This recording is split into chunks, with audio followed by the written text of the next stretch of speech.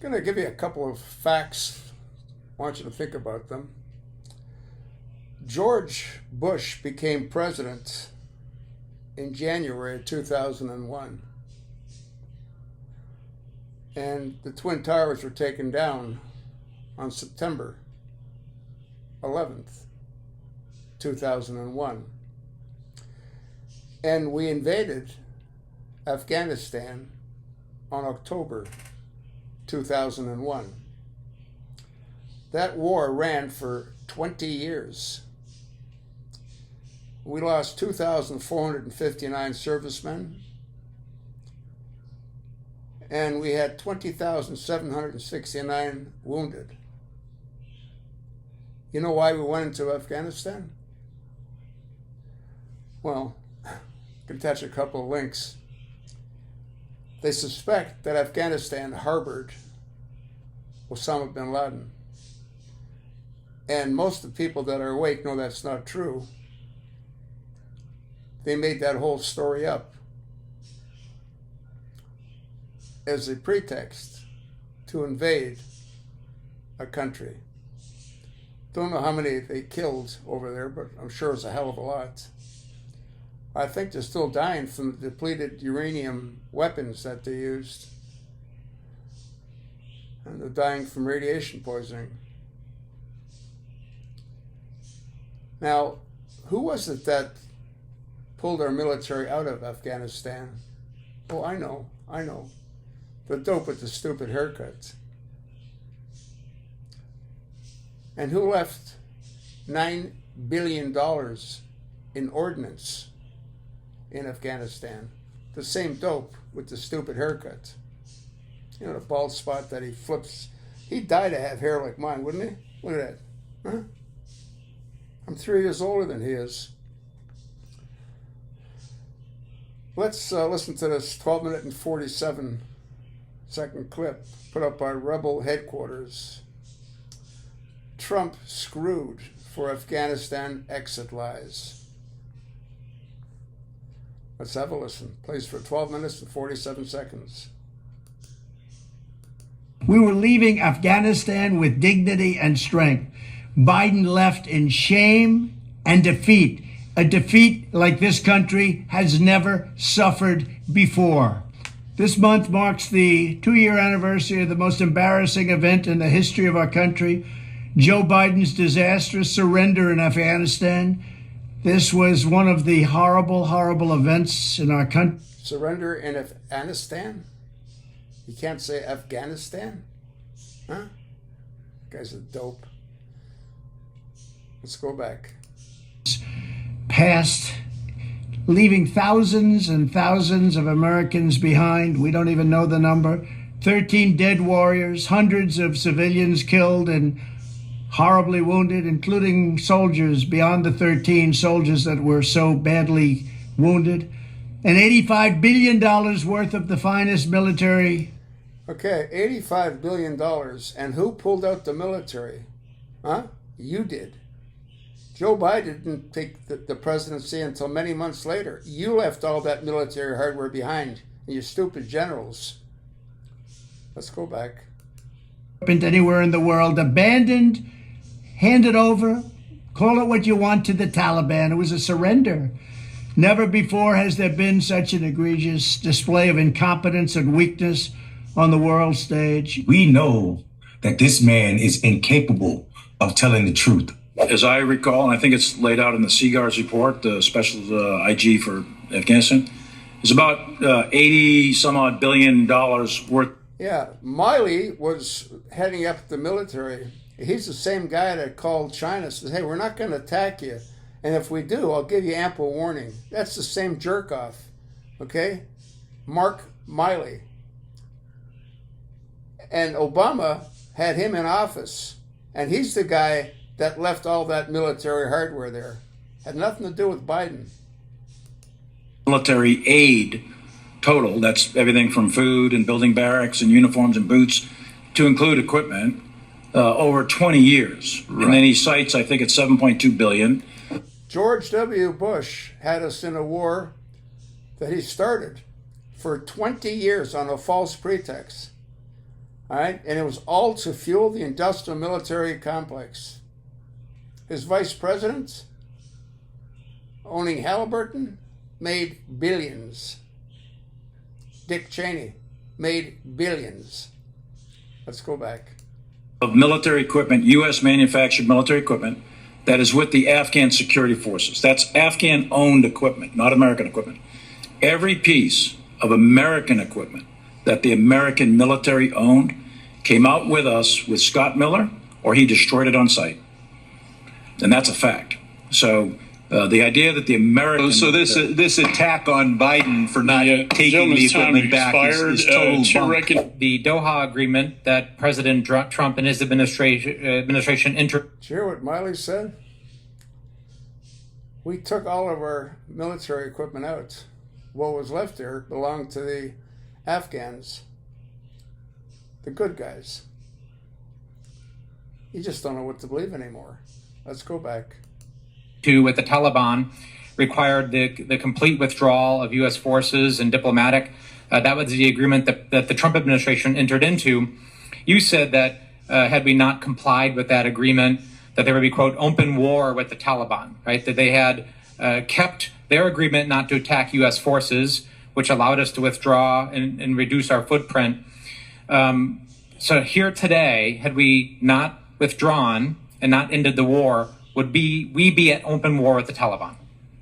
Did you know that in Texas, rifle... Ad popped up. I'll get rid of it.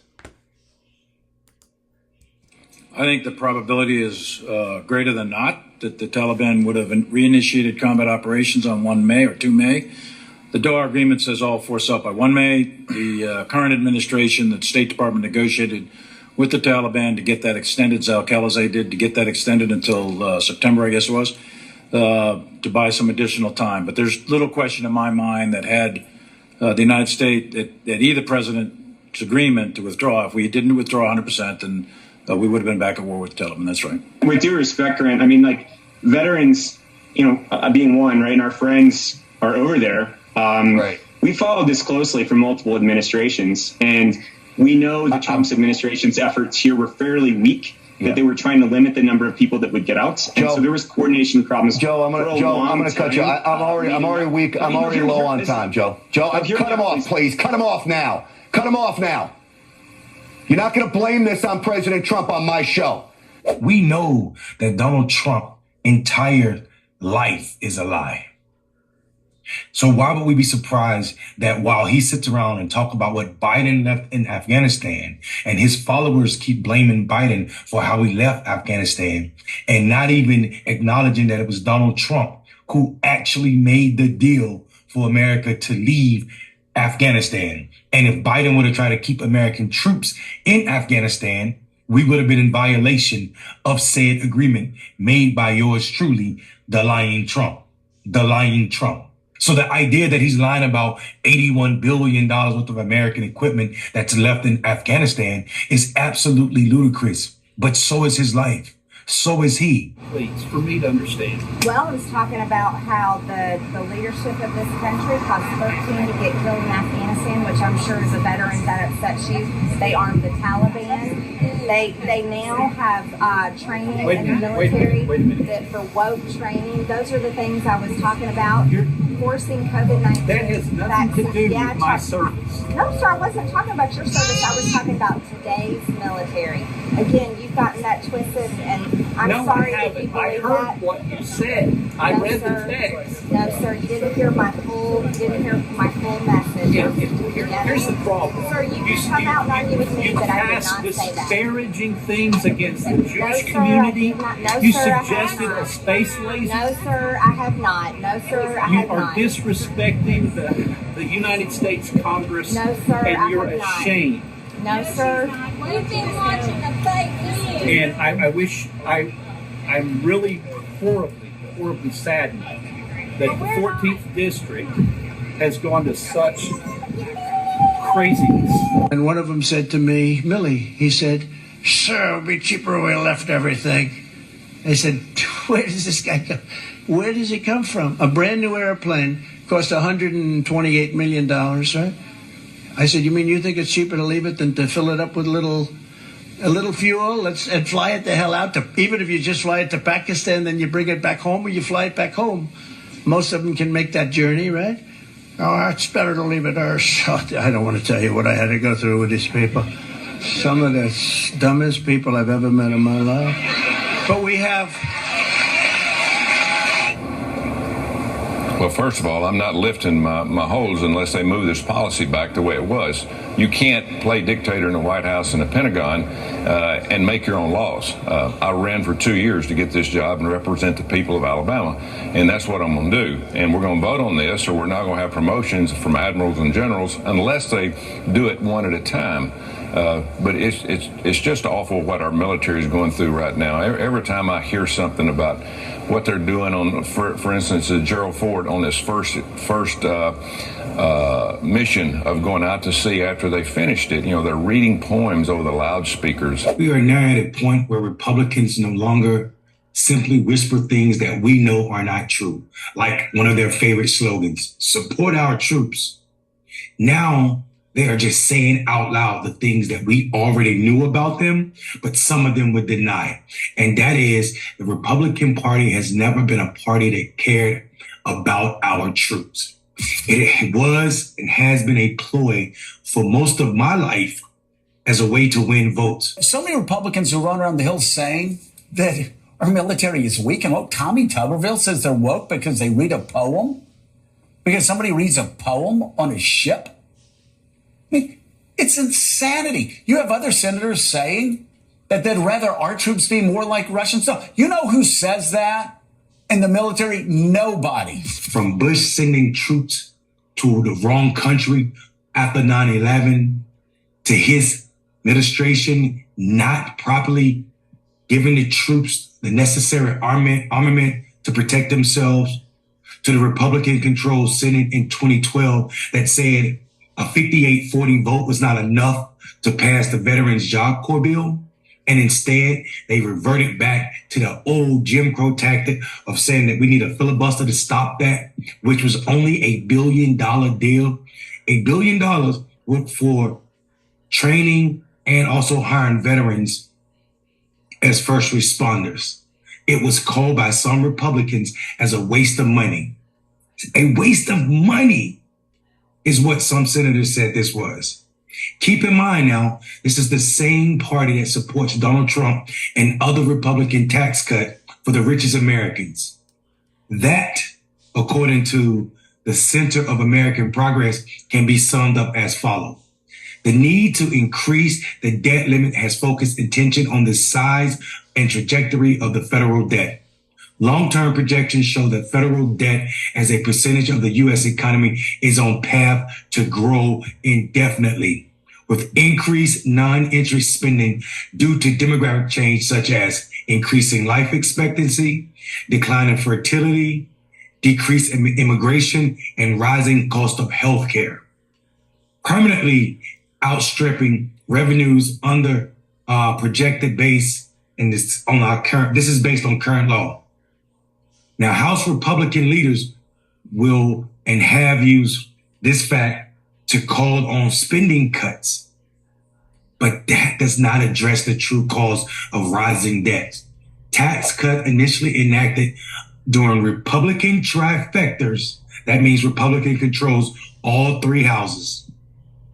In the past 25 years, slashed taxes disproportionately in favor, not of the most, not of the majority, but in favor, disproportionately for the wealthy and profitable corporations. And that severely reduced federal revenues.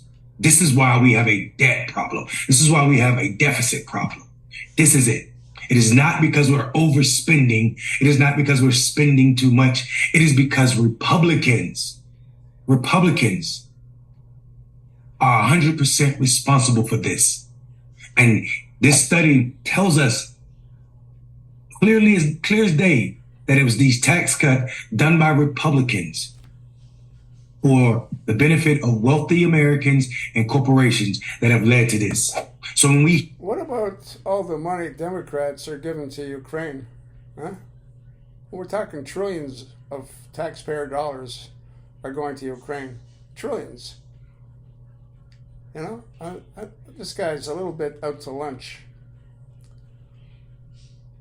It's almost over. He's got another 2 minutes of blabbering. Let's see what he has to say. Here, when we hear that a bill to help troops should be considered as waste, but these tax cuts that they all support, it's not waste, then we know exactly why Republicans like Donald Trump can carry on like this. And in this video, we see Trump mocking generals and crowds of Americans laughing. Where? How is this possible? Only in a party that does not respect our troops. Keep in mind, it was Donald Trump that also mocked John McCain for being caught and tortured in the Vietnam War, the same war that Donald Trump dodged because of fake heel spurs. This guy's got to do a little bit more research on the songbird of the Hanno Hilton. You should watch some of my videos. Yeah. Let's go back. So when I hear this, coupled with the fact that I myself am a veteran, then also a football coach in Tuberville, can exact so much damage on American troops, it's not just pissing me off. It's not a slap in the face of just veterans, service members, and our family. No, it's a slap in the face of the entire country of America. If we say we are as free as we are because of our military might, then why are we allowing Trump to continue to mock veterans, both dead and alive, and then Tuberville to do so much? It's because the Republican Party is not a party of patriotism. It is a party of do what I say or be labeled terrorist, be labeled anti-Christian, be labeled something other. Even in the face of us talking about Republican showing up as the most anti-democratic. And I'm not talking Democrat tall D, I'm talking Democrat lowercase d. Our country's in a grave position right now, and it's our choice to do something about it. But we sit idle and let Republicans get away with what Trump and Tuberville just showed us what they're capable of. What about what Democrats are capable of? How about the open borders? This guy, Rebel HQ, said they won't take this guy off of YouTube because he's knocking Republicans and he's knocking Trump. That's why they're going to let him spew all he wants. I got taken off because I supported Trump back then. I'll attach a couple of links. Again, George Bush dragged us into a 20-year war, which resulted in the deaths of 2,454 people and 20,769 wounded. You know, I think he still holds these mountain bike rallies every year for the wounded military. I think it's his way of trying to alleviate the guilt that he's caused. He's a sick, sick man.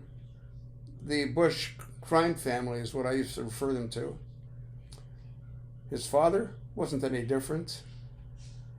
His great-grandfather, Prescott Bush II, helped finance the Nazi war through Union Bank. And his great-great-grandfather, Prescott Bush I, he sold weapons to both sides. It's just sickening. Absolutely sickening. And right now, Bush enjoys his pension and Secret Service protection. And I think both he and Dick Cheney are up to their eyeballs in the takedown of the Twin Towers. But we'll never know the truth. I'll attach a couple of links. You look at them. Let me know what you think. You know what this Rebel HQ thinks, and you sure as hell know what I think, don't you?